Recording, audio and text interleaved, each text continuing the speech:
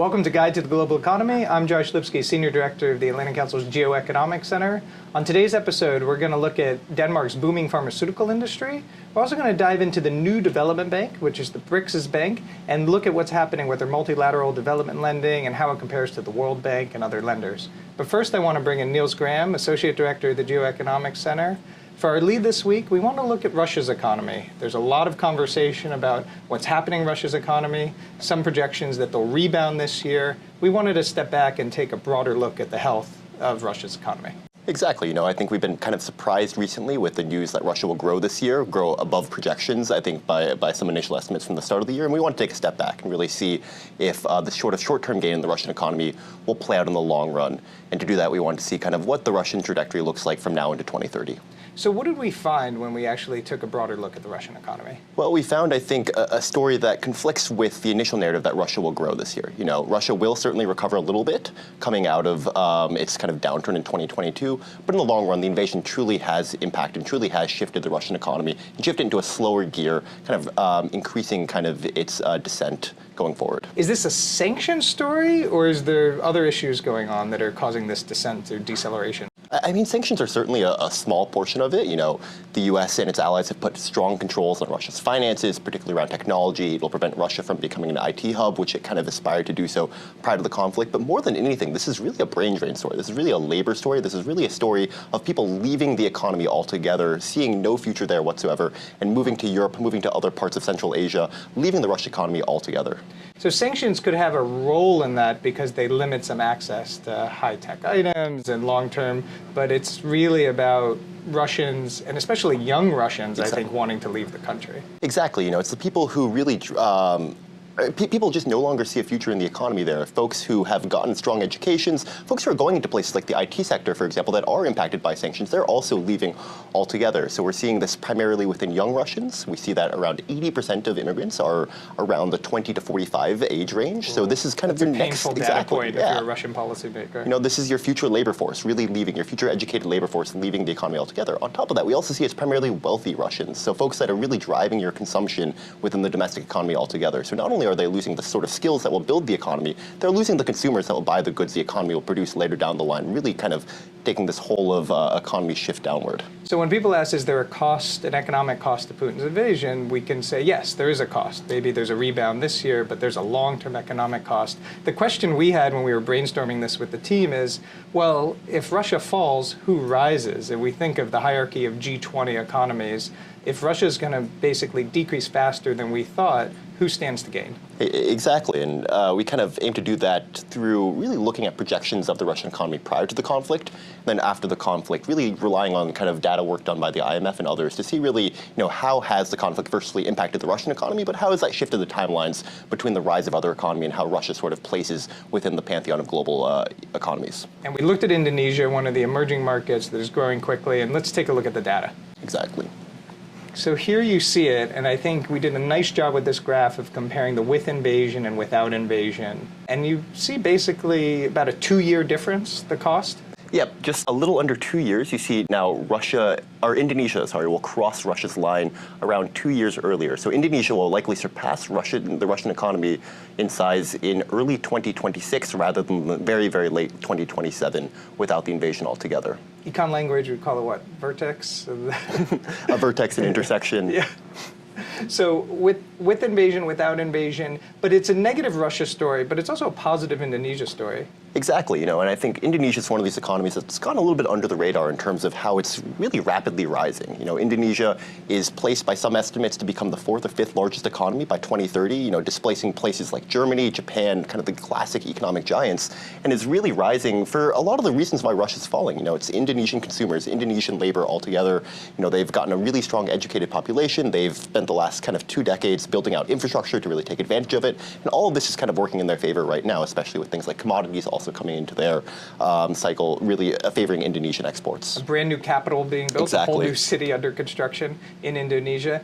So what's interesting to me, because we at the GeoEconomics Center take the macro, but then we always want to think of the geopolitical, and we had the BRICS Summit 2 weeks ago, and one of the things that happened at the BRICS Summit was BRICS expansion.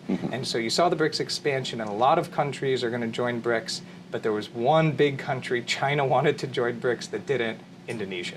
Exactly, and I think this graph exactly speaks to it. Right now China is so interested in Russia and the Russian market, filling kind of the gaps left by Western companies leaving. But Indonesia is really the future of the Chinese economy. Russia is going down, Indonesia is rising, and if China wants to continue to tether itself to balloons that are, I guess, rising, Indonesia is where it needs to look. It needs to look south, not really north. Right, and Indonesia's growing confidence, I think, allowed it to be able to say to Xi and others, thank you, we're not ready right now. They have the optionality because everyone wants to do business and trade with them. Exactly. Niels, thanks so much for looking into it for us. No, thank you.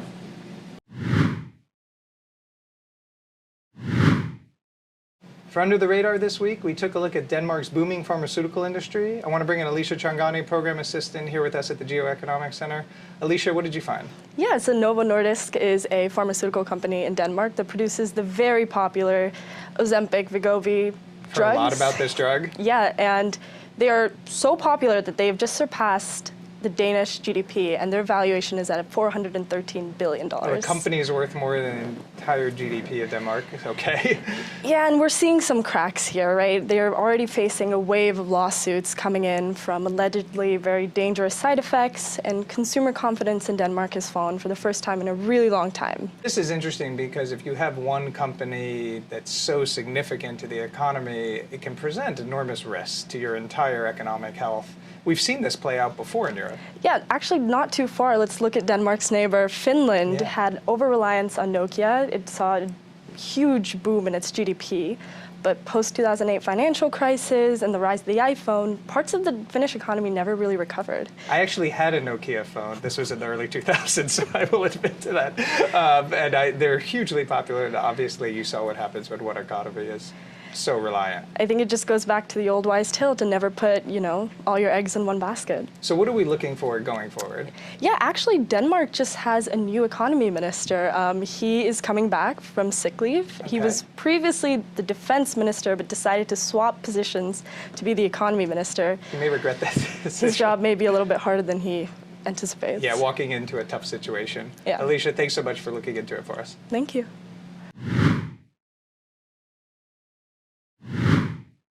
For By the Numbers this week, we want to look at the New Development Bank, which is part of BRICS, and see how much business it's doing compared to some of the other large multilateral development banks. I want to bring in Jasper Gilardi, producer of Guide to the Global Economy. Jasper, it's your last week at the Council. You're the man behind the scenes. You helped make this possible. You helped create the Guide to the Global Economy video series. And so we wanted to take a chance to bring you on the show in this episode and ask you some tough questions about international finance. Looking forward to it. Yeah. Thank you, Josh. And of course, Philip Meng did all of the research for this, so I've got to give him all the credit for this segment. But this week, for By the Numbers, our big number is really quite small. It's 3%. And that's the amount of lending that the New Development Bank has done in comparison to the World Bank, which is, of course, a bit of the standard. But we have a quick graph to bring up here. And we Usually can, I do that. Usually you do that, but, I'm running the show today. So over here you can see we've got the New Development Bank. The absolute value of their lending is really about $400 million, and that's just a small fraction of these multilateral development banks. They're issuing loans all over the world. It's important because we hear a lot about rival to the World Bank. New Development Bank's a rival to the World Bank.